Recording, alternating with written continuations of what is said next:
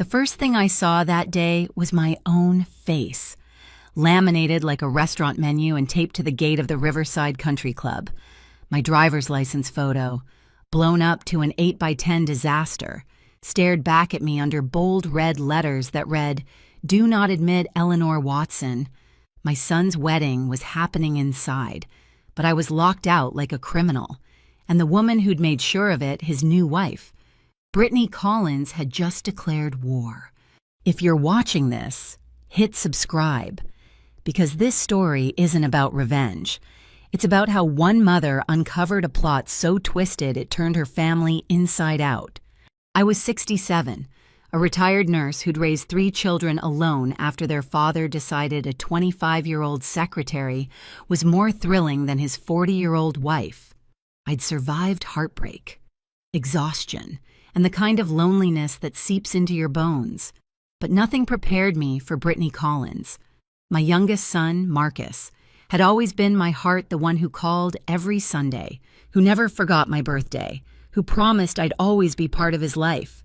Then Brittany appeared, with her perfect hair, flawless manners, and a smile that never reached her eyes. Within months, she turned our family gatherings into polite absences. Christmas with her family, Easter with her family, Mother's Day too busy planning their perfect wedding. I should have known something was off when I found out about their engagement from Facebook. The caption read, "She said yes, planning forever with my perfect future wife." Not a phone call, not a visit, just a public announcement sandwiched between engagement ads and recipe videos. When I finally received the invitation, it was buried between my electric bill and a pizza coupon. The envelope said, "Mrs. Eleanor Watson and guest," like I was an obligation, not a mother. Still, I told myself love made people thoughtless, not cruel, until I arrived at the wedding and saw my face banned from the property. Standing there in my navy dress and pearls, I felt something shift. I wasn't shaking from humiliation anymore. I was shaking from fury. Cruelty like that didn't happen by accident. Someone had spent time and money to make sure I'd be humiliated.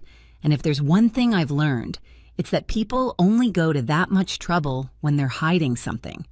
I sat in my car and scrolled to a number I hadn't dialed in 15 years. My late husband Robert's brother, Tom Watson. He was a corporate attorney in Philadelphia, an expert in family law and asset protection. When he picked up, his calm, deliberate voice hadn't changed. "Eleanor, it's been too long. What's wrong?" I told him everything, how Brittany had isolated Marcus, how I'd been uninvited from my own son's wedding, how she'd plastered my photo at the gate like I was public enemy number 1. When I finished, there was silence. Then Tom said, "Eleanor, when someone goes to this much trouble to keep a parent away, they're usually hiding something serious. Give me 2 hours. 2 hours later, he called back. His voice was tight. "Come to my office. Now, and don't tell anyone, not even Marcus." When I arrived, he handed me a manila folder thick with documents. "Brittany Collins isn't who she says she is," he said. "She's changed her name 4 times. Mitchell, Rodriguez, Chen, Collins, 4 marriages, 4 husbands, 4 large settlements or insurance payouts, all wealthy men, all conveniently widowed or divorced within a year of marrying her." My stomach turned. "Are you saying she kills them?" Tom hesitated. "I'm saying the pattern is too clean to ignore. One died in a boating accident, another in a car crash, another supposedly from medication complications. Every case left her richer. And now she's married to your son, the man set to inherit his father's life insurance and your estate." I couldn't breathe. My husband's life insurance policy had paid out $750,000 when he died, money I'd put aside for my children. "Tom, Marcus doesn't have that kind of money." "Then he's her bridge," Tom said grimly. "She meets grieving men, often through counseling or support groups. Marcus attended a seminar for widowers 3 months after Robert's funeral, except he wasn't a widower. He lied to get in. She was there." The room tilted. "You're saying my son lied about being married?" Yes. And that lie may have been coached. Eleanor, you might not just be dealing with a manipulator, you could be dealing with a predator who's already set her next target. That night, Marcus texted me, "Mom, sorry about the confusion at the gate. Brittany says the security company made a mistake." I stared at the screen. "A mistake that required lamination," I replied. "Already left. Have a wonderful wedding." His response came fast. "Please come back. It's important to me that you're here." I didn't answer. Because at that moment, my son wasn't the boy who used to bring me dandelions. He was a stranger caught in someone else's web. The next day, Tom called again. His tone was grave. "Eleanor, there's something else. Brittany took out a life insurance policy on you 3 months ago, $2 million.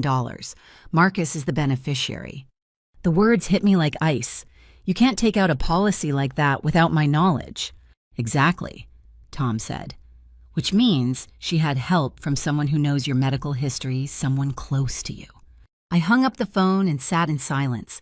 My own son might be plotting to kill me, and if I didn't act fast, they'd make sure I never saw the truth coming. I didn't cry. I brewed coffee at 6 a.m., watched the steam coil like a warning, and called Tom back with a steadiness that surprised us both.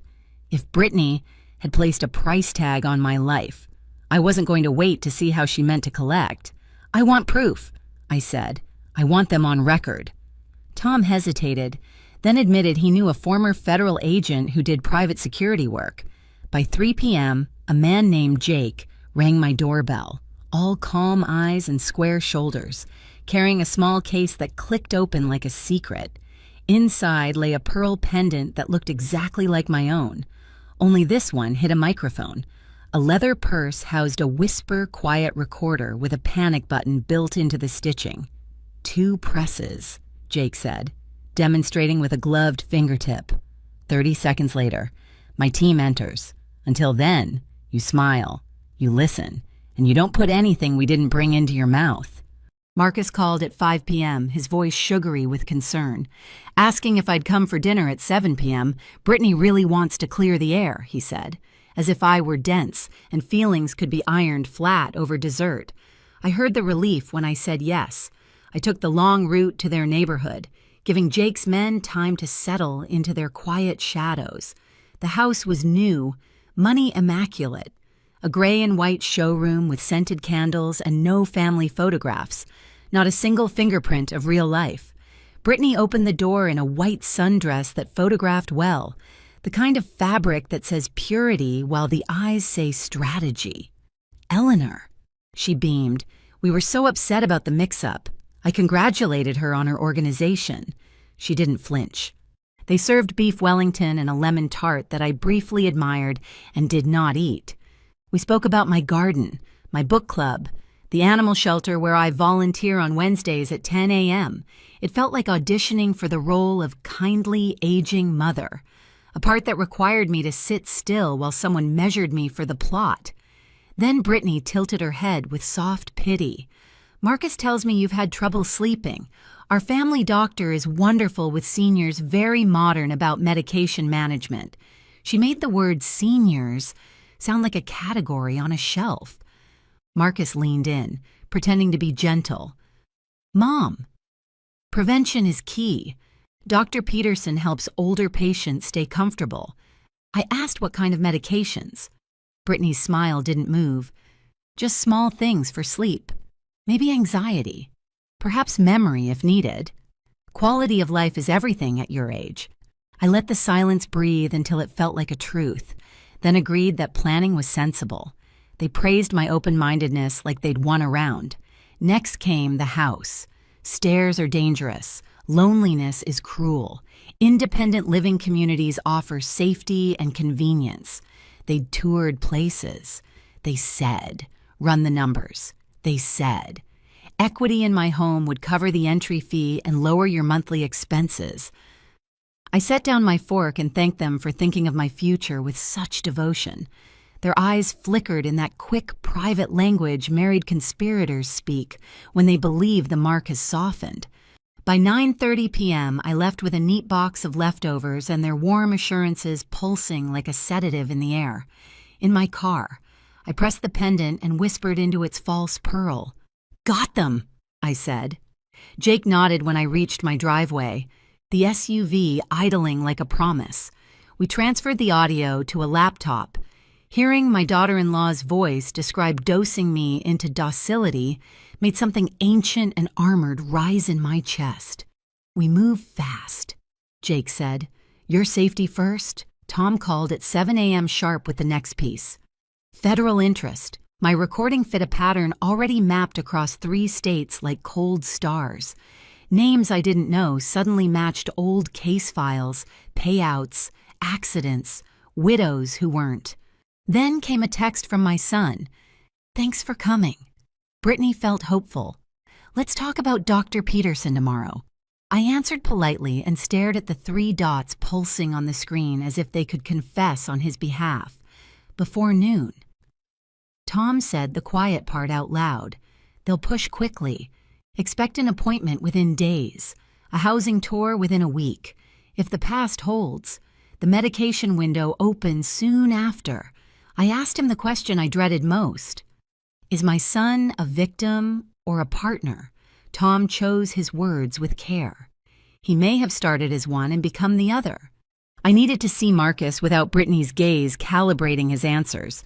I asked him to meet me at 3 p.m. in a quiet coffee shop where the barista wrote names in small letters and the clock ran slow.